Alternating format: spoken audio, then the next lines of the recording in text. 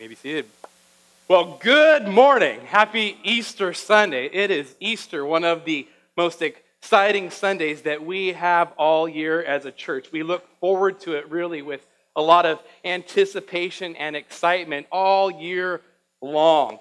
For us as a church, there's actually a lot of extra planning and preparation that goes into making this special Easter service happen. So I thought just up front, before we get into anything this morning, we just take a minute to honor all of the teams and people who have worked so hard behind the scenes, from our kids ministry to the band, the audio-visual crew, and the hospitality. Yeah, let's just give them a hand and say thank you.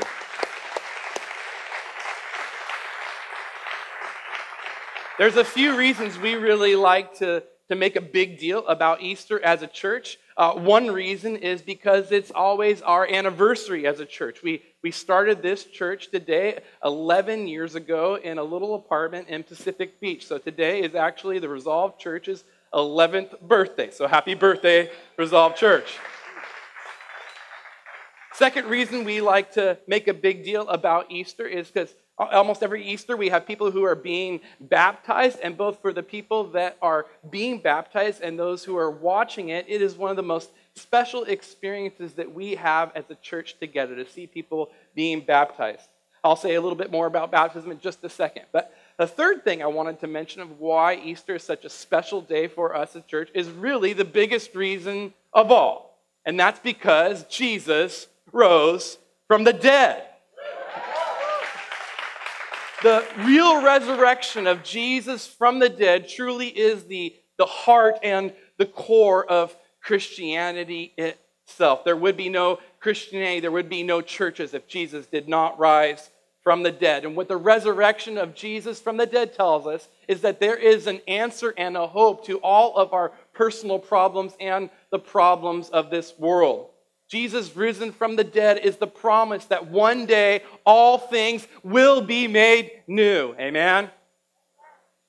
Simply put, there's a lot of reason for joy on Easter because Jesus rose. And one way we like to acknowledge that and celebrate that is to do something that we call the Easter responsorial. And that's where I say, He is risen, and you all respond, He is risen indeed. And so I thought for this Easter, it would be fun for us to do that 3 times and for us to do it all together standing up. So why don't you stand up and let's do the Easter responsorial.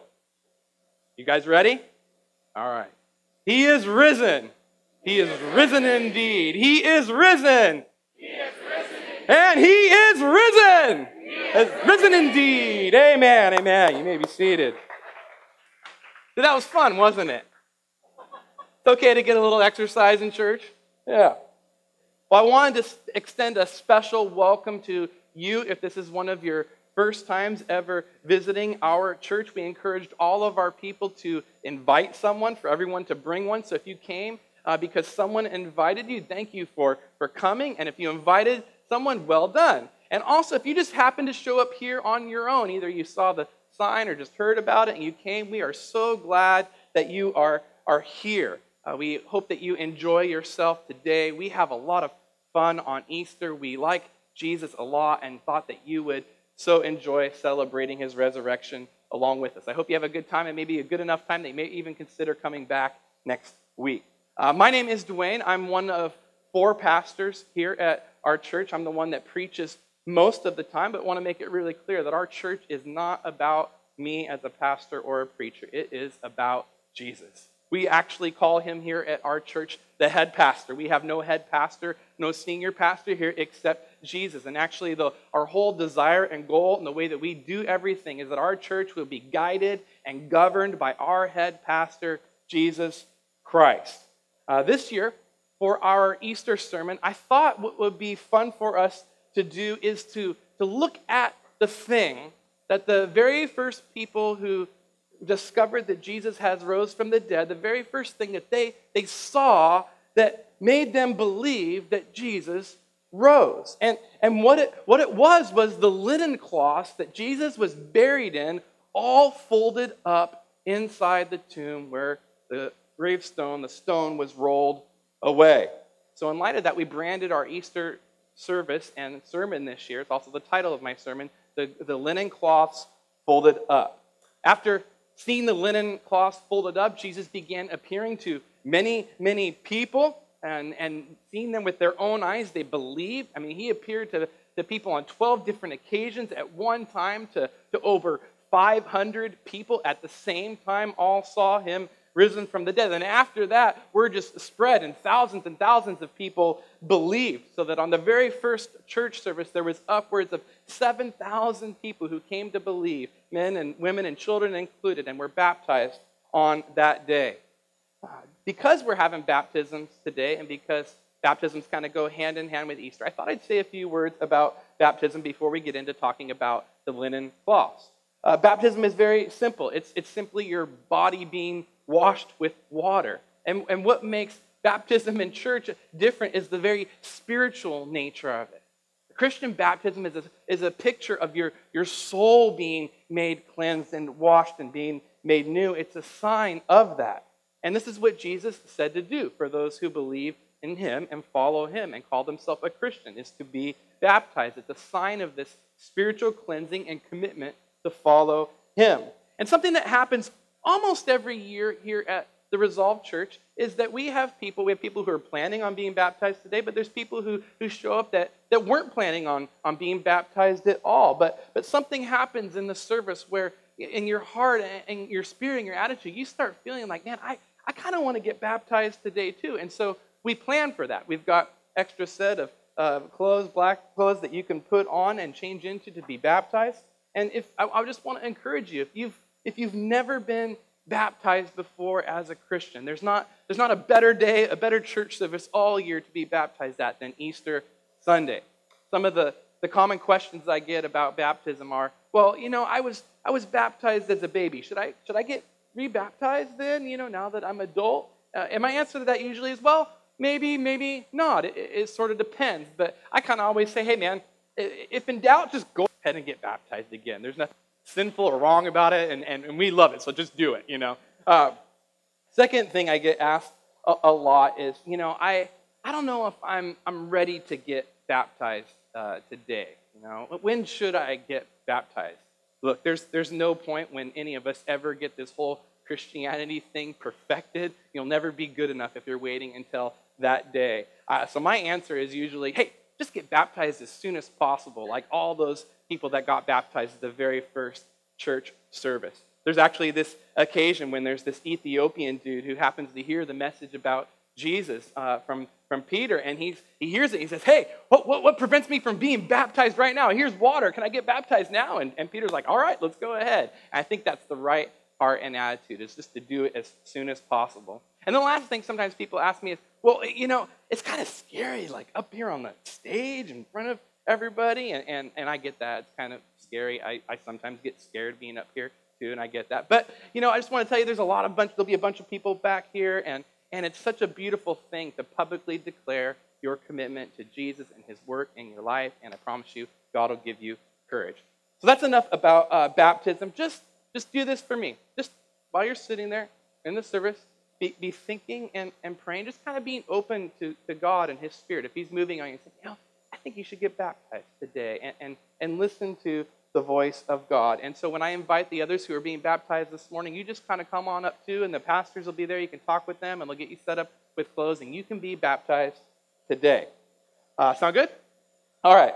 Let's talk about these linen cloths for a few minutes. I want to start by reading the passage in the Bible that talks about them from the Gospel of John, chapter 20, verses 1 through 8. I'll read them for us this morning.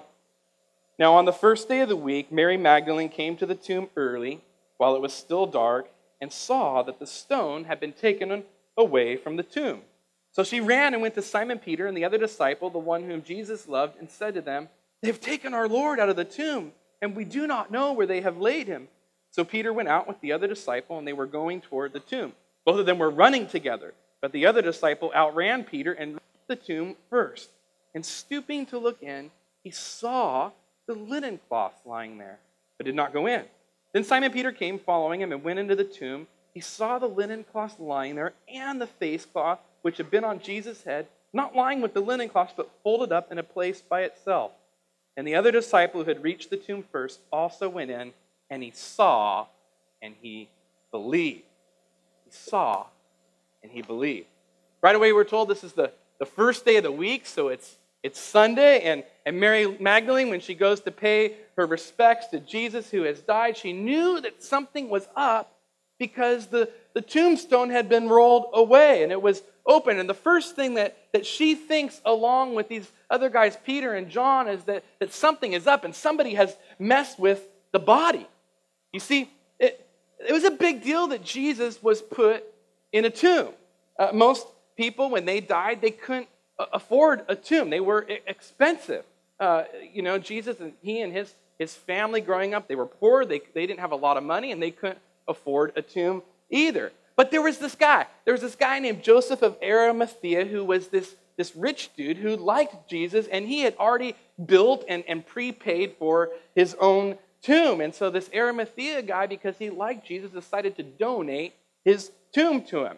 I was thinking about it, and I guess it would kind of be like, if Bill Gates or Mark Zuckerberg or something like decided to donate their tomb to Jesus, their personal burial plot. I mean, I'm sure that those guys, if they're not just having their ashes scattered over computers or something, that they're not just having like a stone. They have probably one of those whole like buildings. Have you ever been to the cemetery? There's like those whole stone concrete buildings that you walk into. I'm sure Donald Trump has one. It's probably lined with gold on the inside. Something like that. Joseph of Arimathea donates his tomb to Jesus. And when we read this story and we're seeing what takes place, right away the sense that we pick up, the emotions that in the story is fear. It's fear. Fear that someone had messed with their beloved Jesus' body. I mean, Mary and Peter and John, they were all people whose lives had been radically changed by Jesus. They'd all given up their professions. Mary, she happened to be a prostitute until she met Jesus and experienced his forgiveness and his cleansing. Peter and John, they were fishermen, and they left their whole fishing business to follow Jesus, and they followed him for 3 whole years. Now their leader, their Lord, Jesus, he's been wrongfully arrested, convicted, beaten to a bloody pulp, and crucified. I mean, this tomb was really their last remaining connection to Jesus, and really was the only honorable token in this whole series of events that had just seemingly gone horribly wrong. Horribly wrong.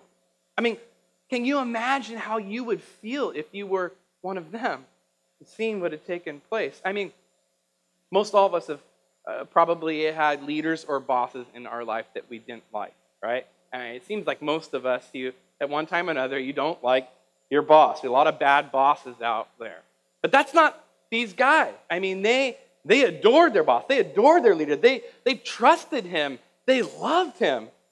Imagine their feelings at discovering this, the fear, the anger, the confusion, the hurt. I mean, seemingly just one thing after another going horribly wrong. Ever felt like that? One thing or another just going horribly wrong. Maybe the truth is that you're here today for Easter service, but deep down, the real you, the true you, feels very, very lost and alone and confused. It just feels like everything in your life is going wrong, horribly wrong. That's how they feel in this story. So they run. That's what we do oftentimes when we feel these things. You just gotta run to something. You've got to get away. And so they run and they get there and they look inside and they see the clothes that Jesus was buried in, and they're sitting there all folded up, and at that moment, they see it, everything changes for them. Everything changes. So let's talk about that for a few minutes. These linen cloths, and why seeing them folded up was such a big deal.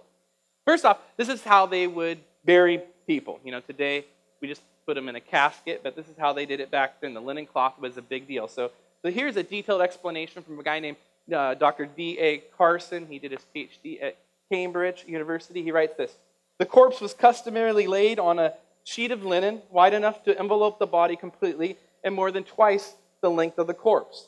The body was so placed on the sheet that the feet were at one end, and the sheet was drawn over the head and back down to the feet. The feet were bound at the ankles, and the arms were tied to the body with linen strips, and the face was bound with another cloth called a sudarion. In addition, we read in the verses in the Bible that come just before the passage we read today that there was this guy named Nicodemus who donated 75 pounds of spices for Jesus' burial, which is about the equivalent of 12,000 US dollars today. So, you get this picture. Get the picture. Dead Jesus, buried in linen cloth soaked with $12,000 of spices, both to honor him and to cover the stench from his rotting corpse. Peter and John, they show up after hearing that the tomb has been rolled away, the tombstone, and they look in and they see the linen cloths, and immediately, right away, they make a connection. They make a connection. They immediately believe that because of that, Jesus has risen from the dead. After this, then Jesus starts appearing to a bunch of people. He at one time offers his body for inspection, and word just spreads like wildfire about this. So tons of people end up believing that Jesus has really risen and really lives on down to us today. But not everyone. Not everyone. Back then, people like today tend to be divided between two camps. Between one camp that says this is probably the greatest hoax and conspiracy of all time, and then those who believe that this is the most glorious event to have ever taken place in all of human history. When the soldiers who guarded the tomb were questioned about the incident, their answer was that, well, they were asleep, and while they were asleep, the disciples came and stole the body. Now, the problem with that explanation, besides the oddness of like how did they know what was happening while they were asleep, besides that, is say you did want to steal Jesus' body, and so you're able to, maybe you drug the soldiers or something like that, and then you and your friends are able to move this massive stone without, disturbing them or waking them up, and then you get into the tomb and you take a bunch of time to like unwrap stinky Jesus, and then you like fold up the cloths. No, you like get in, get out right away, right? That's what you would do. In addition, no friend or foe would have ever done this because it was actually illegal, punishable by death for tampering with a tomb or a body. Now, the disciples especially wouldn't have done this because they were scared. Their leader just got killed. They figured they're part of this insurrection. They're next. They're going to come for them next. So that's one idea people have thrown out there. Another one is that, well, maybe Jesus just wasn't fully dead. It's an idea that doesn't really work medically because when they stab him with a spear into his side outflows blood and water, which is a sign that both his lungs and his heart had already collapsed. But hey, crazy medical things happen sometimes, right? So, you think about this idea. How does Jesus, after 3 days of being tied and bound in these linen cloths, somehow find the strength to get out of them? And then he folds up his claws, and then while he's naked, he finds the strength to roll away the stone from the inside and then overpowers the soldiers. No, that isn't possible. You see, the importance of the empty tomb here is, and why we talk about that, is that the body was never found.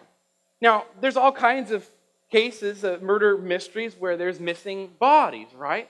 But this is the only one ever in all of history where hundreds of people say, no, we found the body and it's alive and he is well and his wounds are healed up. It's the only one. Not like anything else that has ever happened. And this is why Jesus risen from the dead is either the biggest conspiracy and hoax of all time or the most glorious thing that has ever happened in all of human history. One of the things that I love about the story as it is in the Bible is the details that we get. I like to read a lot of fiction for fun, but what you'll find is that fiction writers, they actually have difficulty with details. They try to give a few to make the story interesting, but if you have too many details, it makes the story kind of boring and too long.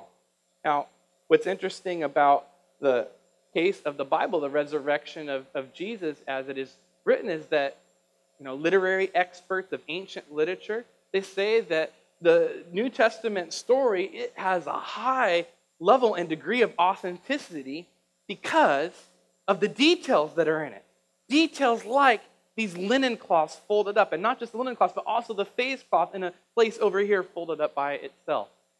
Sometimes we say the devil is in the details, but perhaps in this case, there's something divine in the details. Well, what we've looked at and talked about so far is some of the technical stuff. It's some of the physical evidence that engages our minds, our thinking, and opens the door for us to believe that it's very plausible that maybe, in fact, Jesus did rise from the dead. Christianity and the Bible itself, it doesn't ask us to sort of get rid of our brains and our reason in order to become Christians. In fact, God is a God of reason, and He offers reason to us, not only good reason for His existence, but good reason for the resurrection of Jesus. God is a God of reason, and He engages our mind. He's also a God who engages our hearts, our very person and our lives. So let's switch gears now to the part of the story where they see the cloth, and because of that, they believe. Something in that moment, it clicks for them, and John, he makes the connection between the cloths and the resurrection of Jesus. And he believes. So, what was it? What was it about seeing the cloths folded up that made him believe? What was it? Well, here's what I think. About a week before this took place, when Jesus and the disciples, they were heading into the city of Jerusalem where he ended up being crucified, Jesus had this pretty important conversation with his disciples. Here's what he said. He pulled them aside. He said, as he was going to Jerusalem, he took the 12 disciples aside, and on the way he said to them, see, we are going up to Jerusalem, and the Son of Man will be delivered over to the chief priests and scribes, and they will condemn him to death and deliver him over to the Gentiles to be mocked and flogged and crucified, and he will be raised on the third day. Word spread about this conversation. And Jesus actually said this multiple times. That's actually the reason why soldiers were placed at the tomb, to guard it in the first place, to make sure there's no funny business that happens. But the disciples, they didn't really get it or buy into it, Jesus' prediction of himself rising from the dead, even though he said it a bunch of times. There's actually this one time when Jesus told them the same thing, and Peter, he speaks up and says to Jesus, Lord, this will never happen to you. This isn't going to happen. You're wrong, Jesus. John himself, at best, was confused. Didn't think it was really possible. He was probably caught up in the same conundrum that many of us are today.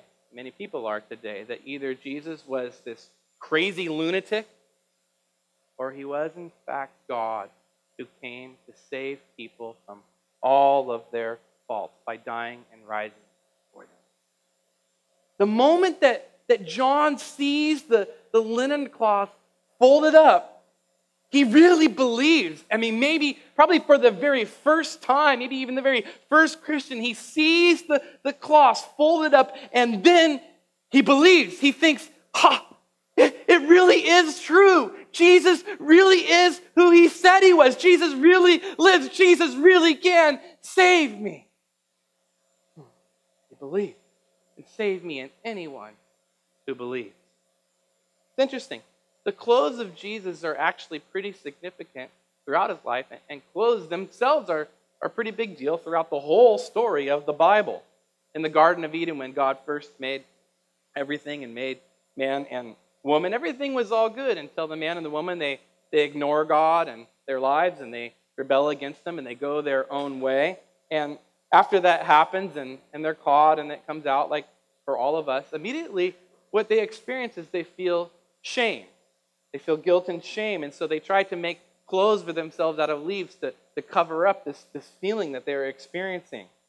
Apparently, for that, they just walk around naked all the time, never feel weird about it, no body images. But after this, disregarding God, they immediately experience and feel guilt and shame. God, in his graciousness, then, after recognizing their weak attempt to cover themselves up, the story says God, he made garments for them. He made clothes for them out of skin, clothed them. It's actually the first time in the Bible that death is ever brought up. God apparently kills an animal to make garments of skin for Adam and Eve. Now, as the story in the Bible goes, we actually end up learning this principle and this explanation of that. Hebrews 9:22 says, without the shedding of blood, there is no forgiveness of sin. So we understand that for forgiveness, there is a blood, a death price that has to be paid. This tells us that sin is serious, and it's the thing that ultimately causes both physical and spiritual death, eternal death. If there were never any sin in the world, then there would never be anything bad. Nothing like cancer or AIDS or hatred and bombings or physical and sexual abuse or racism or greed or anything evil. The list goes on and on. Sin and death are really the enemies to be conquered. Many have tried. Many try, and many are still trying and trying and trying. Oh, Siri likes that point. Thank you. Really, the whole Bible is story after story of people trying to cover up or make up for human faults and failures. Sometimes it's because of the wrong things that we ourselves do, and sometimes it's because of the wrong things that are done to us. And our own attempts to cover it up and to make up for even the good things that we do, what it ends up doing is just really dirtying our spiritual clothes that we wear. Here's how the Bible says in Isaiah 64:6. We have all become like one who is unclean, and all our righteous deeds are like a polluted garment. See, we can't fix ourselves no matter how hard we try. That's why we need something more than religion, just something that we can do that just fails. We need a Savior. We need someone who can conquer sin and death. We need someone like Jesus who can actually deal with the real problem. When Jesus comes on the scene and he's born, there's all this crazy stuff that goes down. Angels showing up to Joseph and to Mary. And then when he's born, he's born of a virgin. There's a whole bunch of angels that appear in the sky to a bunch of shepherds singing this great song of celebration. There's even a special star that's placed over the place where he's born. We're told that when he's born in this stable with animals, and that what happens is that he's put in swaddling cloths and laid in a manger. His clothes from the very beginning of his life in humility in a manger. His clothes there become this symbol of his true humanity and his true humility. That God has really come to earth as a human who needs clothes. Once Jesus is an adult, he begins his teaching and preaching and healing ministry. And there happens to be this day when there's a woman who had a disease for like 12 years, and she thinks, man, if I could just touch Jesus, then I'll be healed. And so she pushes and scraps and fights her way through the crowd, and she's able to touch just the hem of his garment. And the moment that he does, Jesus turns around and says, who touched me? And all the disciples are like, well, everyone's been touching you, Jesus. He says, no, I felt power go out of me. He says, who touched me? And she comes forward, and she says, I did. And he ends up being healed. So even Jesus' clothes end up being an instrument for his healing grace.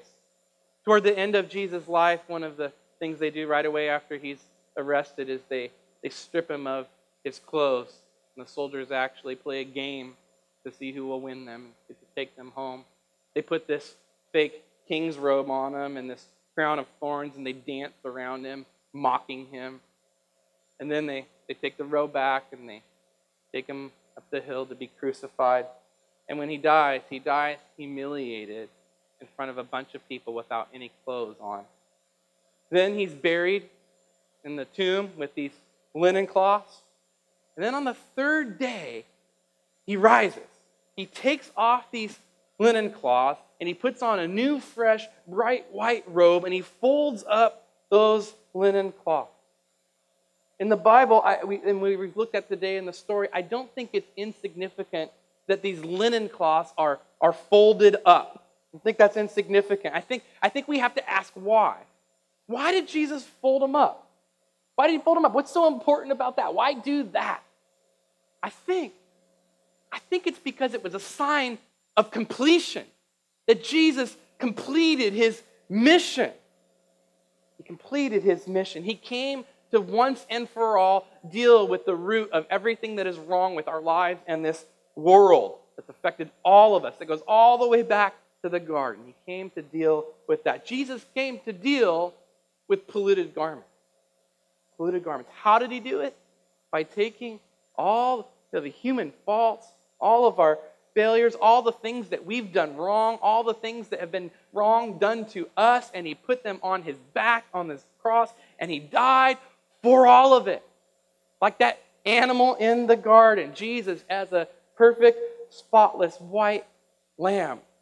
He offers up his blood to pay the price for us so that we can have new clothes. Once he rose, once Jesus rose, those corpse-stained rags that represented all of the faults and failures of human beings, they were no longer needed. It was time to fold them up and to put them away and to walk forward in new life with the robes of righteousness on his back, and then to give them to any who believe. Fresh, new clothes. And the last thing that he promises this, these new clothes for us, for all who believe. The Bible ends up this place in the very last book of the Bible, what it says that he gives us these new, clean, white robes. John, the same guy who saw these linen cloths folded up, he's the one who wrote the last book of the Bible, and God gives him a vision there, and so I'm going to read part of it for you from Revelation chapter 7, verses 9 through 12. He says, I looked, and behold, a great multitude that no one could number, from every nation, from all tribes and people and languages, standing before the throne and before the Lamb, clothed in white robes with palm branches in their hands, and crying out with a loud voice, salvation belongs to our God who sits on the throne and to the Lamb. Amen. Blessing and glory and wisdom and thanksgiving and honor and power and might be to our God forever and ever. Amen. White robes give us great reason for worship. And this is where we end up today. We started out the service with this passage, and this is where we end today with the promise of new clothes. Jesus folded up the linen so that you and I, we might be clothed in forgiveness, washed clean and honored as the people of the living God. His robes. Peter and John, they looked into the tomb and they saw the linen cloths folded up and they believed. Do you need to look in today to the tomb and see the linen cloths and to believe? What do you need to see this Easter? Do you need to see that your own garments are polluted by sin, by the wrongs done to you, the wrongs that you've done, all the faults and failures? Are you really needing to see your need for Jesus the Savior? And are you needing to see the hope that the folded up linens provide for you? I mean, that there is an answer, that there is healing and hope for us, that everything wrong in your life, that it can be folded up once and for all, that Jesus can put in to it. You need to see the hope and joy that Jesus provides. I said, maybe you need to see the white robes, the robes of God. Maybe you know you've been trying to fix yourself and trying, and it's not working. You need to see the robes that Jesus provides for you. You need to have him put his white robe of righteousness, that you're perfect, that you are loved. You need to have him put that on your shoulders. But I'll be honest today before you all, I personally, I'm a pastor, but man, I need Jesus' robes. I know that the ones that I make aren't very good. They're pitiful and weak. I need his robes. As a preacher and a pastor, really, every week, every service that we ever have, my honest heart's desire and prayer is that we would really have God move and work in our services, that we would sense our need for Jesus, and then that we would see how good and how great he really is. My prayer for all of us today is that we might experience this, and perhaps you for the very first time, or for the first time in a long time. Has God been working in you today to make you a Christian, for you to see the hope and the healing and the joy that Jesus has provided for you? Is he calling you to yourself, telling you to himself to help you see that, man, you haven't really been a Christian. Maybe you thought you were, but that's not the truth of your life. And he's actually calling you to really follow him today. Maybe you've just kind of been sort of out there floundering, and today's the time to decide whether he'll be your Lord. Church, here, this Easter, Jesus folded up the linen cloths for you. He folded them up. He did it for you. All so that you might come to know his love, his grace, and his forgiveness. And God provides all of that through Jesus, who died for our sin and rose again. Amen? Amen. Let me pray.